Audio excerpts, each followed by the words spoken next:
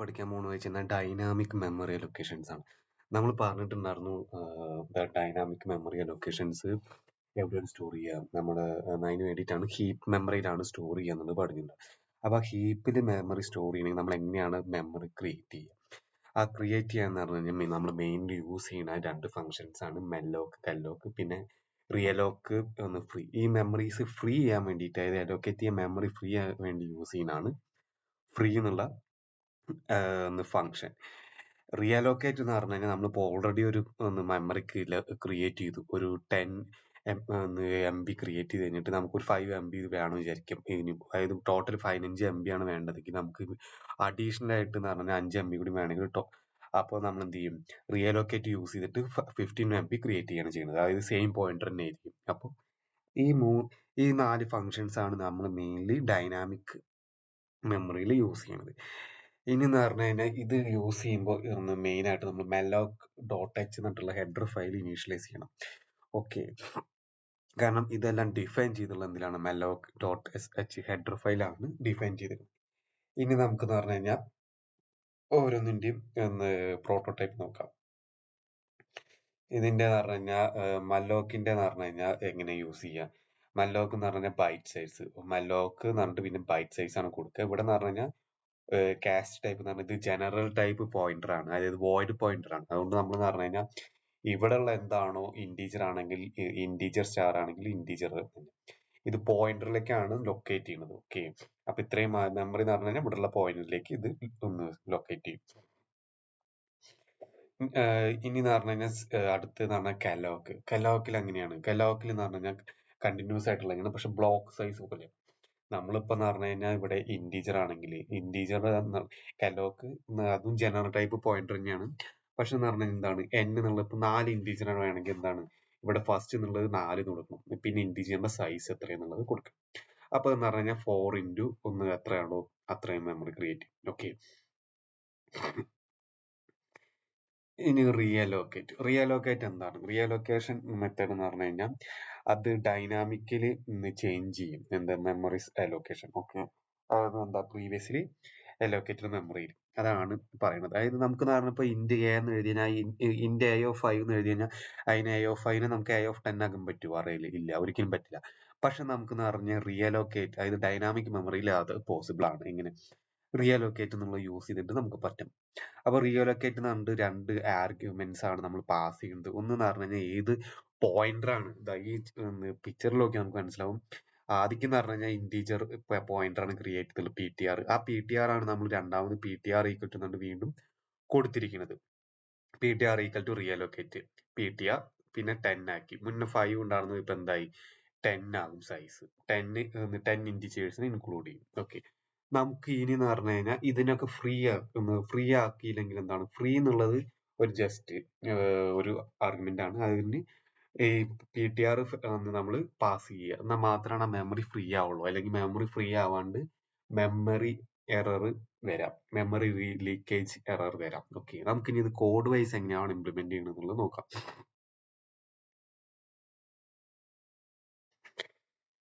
അപ്പൊ ഞാനിപ്പോ നമ്മള് ഫസ്റ്റ് തന്നെ int star PTR equal to നമ്മളെന്താ ടൈപ്പ് കാസ്റ്റ് ചെയ്യണം എന്ന് പറഞ്ഞിട്ടുണ്ടായിരുന്നു.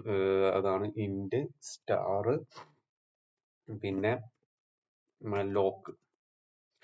നമ്മൾ നോർമൽ എഴുതുമ്പോൾ പറഞ്ഞു കഴിഞ്ഞാൽ എത്ര ഉണ്ടോ, അതായത് 5 ഇഞ്ചർ ഉണ്ടെങ്കിൽ 5 into സൈസ് ഓഫ് ഇന്റ്, ഇങ്ങനെയാണ് എഴുതുക. ഓക്കെ, അപ്പൊ ഇതിന്റെ സൈസ് നമുക്ക് അറിയെങ്കിൽ കൂടി നമുക്ക് കമ്പൈലറിനനുസരിച്ച് ഇതിന്റെ സൈസ് മാറില്ല ഇന്റീജറിന്റെ. അപ്പൊ അതുകൊണ്ടാണ് നമ്മൾ ഇങ്ങനെ എഴുതുന്നത്. അല്ലെങ്കിൽ 5 into 4 നമ്മൾ 20 എഴുതാം. പക്ഷെ എന്ന് പറഞ്ഞു കഴിഞ്ഞാൽ എന്താ പ്രശ്നം, വേറൊരു സിസ്റ്റത്തിന് പറഞ്ഞാൽ 64 ബിറ്റ് ആണ് സൈസ് എങ്കിലും എന്താ ഇന്റീജറിന്റെ. അങ്ങനെയാണെങ്കിൽ എന്ന് പറഞ്ഞു കഴിഞ്ഞാൽ ഇത് മാറില്ലേ. അപ്പൊ അതുകൊണ്ടാണ് നമ്മൾ ഇങ്ങനെ സൈസിലേക്ക് മാറ്റുന്നത്. ഓക്കെ,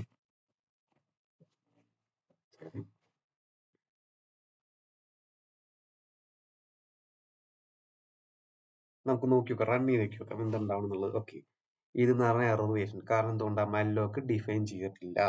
അപ്പൊ നമ്മൾ എന്ത് ചെയ്യണം, മല്ലോക്ക് യൂസ് ചെയ്യണം.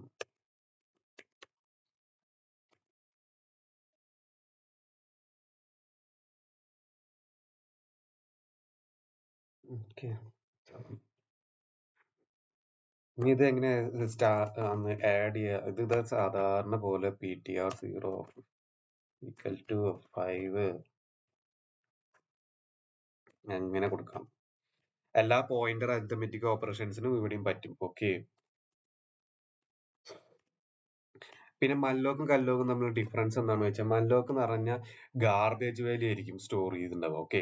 കല്ലോക്ക് എന്ന് പറഞ്ഞു കഴിഞ്ഞാൽ 0 വെച്ചിട്ടായിരിക്കും ഇനീഷ്യലൈസ് ചെയ്തിട്ടുണ്ടാവുക. അതാണ് മല്ലോക്കും കല്ലോക്കും തമ്മിലുള്ള മെയിൻ ഡിഫറൻസ്.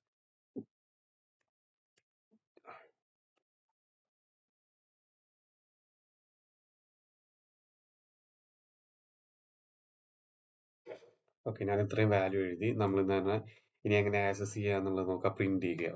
ഓക്കെ.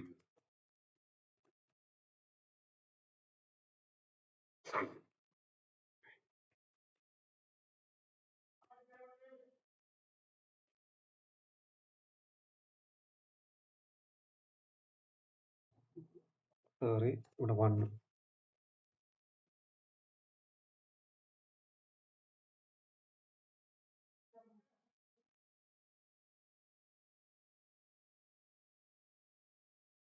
ഇല്ല. ഓക്കെ. അപ്പൊ ഇങ്ങനെയാണ് മല്ലോക്ക് യൂസ് ചെയ്ത് കഴിഞ്ഞാൽ എന്ത് നമുക്ക് യൂസ് ചെയ്യാൻ പറ്റുക. ഇനി എന്താണ് ഇപ്പൊ മെമ്മറി യൂസ് ചെയ്ത് കഴിഞ്ഞാൽ എന്തായിരിക്കണം, നമ്മൾ അത് ഫ്രീ ആക്കണം. അത് എന്ന് പറഞ്ഞു കഴിഞ്ഞാൽ എന്താണ്, free PTR. Okay.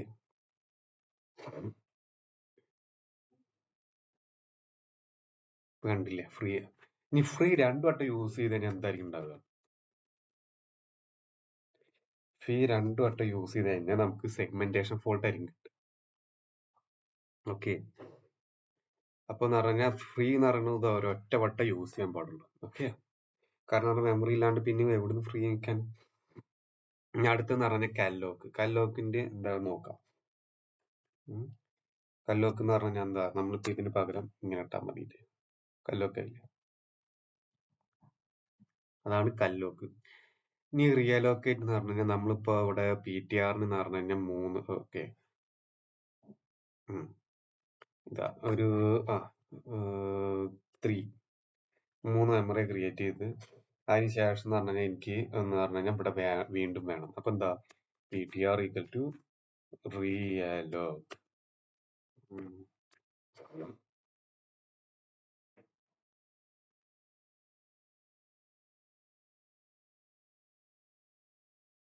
റിയലോക്ക് then PTR size എത്രയാണ്, 5 എന്നാക്കി. ഓക്കെ. എന്നിട്ട് എന്താണ്, PTR of 4 equal to 100.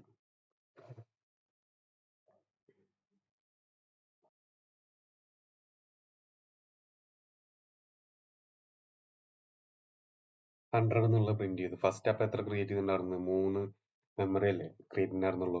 നമുക്ക് വെരിഫൈ ചെയ്യാൻ വേണ്ടിട്ട് എന്ന് പറഞ്ഞാൽ വേണമെങ്കിൽ ഇത് ഇവിടെ ഇട്ട് നോക്കിയാക്കാം. അപ്പൊ എറർ അടിക്കണം.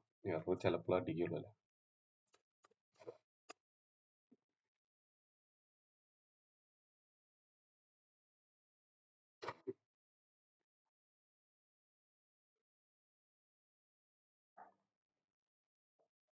ശരിക്കും പറഞ്ഞാൽ എറർ അടിക്കേണ്ടതാണ്. കാരണം നമ്മുടെ സൈസ് നമ്മൾ ബിയോണ്ട് സൈസ്, കമ്പൈലർ അല്ലാത്തതുകൊണ്ടാണ് ഇങ്ങനെ എറർ അടിക്കുന്നത്. ഓക്കെ.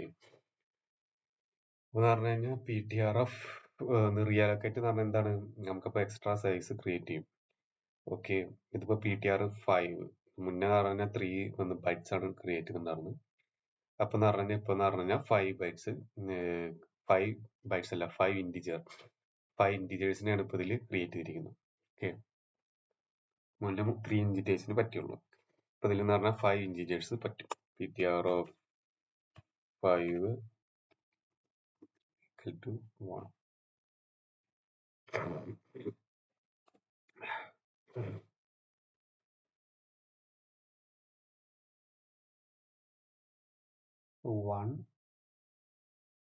ഇവിടെ 5. ഓക്കെ. അപ്പൊ നമ്മൾ ഇന്നത്തെ സെക്ഷൻ കഴിഞ്ഞു, ഡൈനാമിക് മെമ്മറി. ഓക്കെ. അപ്പൊ നമ്മുടെ ബെല്ലൊക്കെ ഒന്ന് അമർത്തുക, സബ്സ്ക്രൈബ് ചെയ്യുക.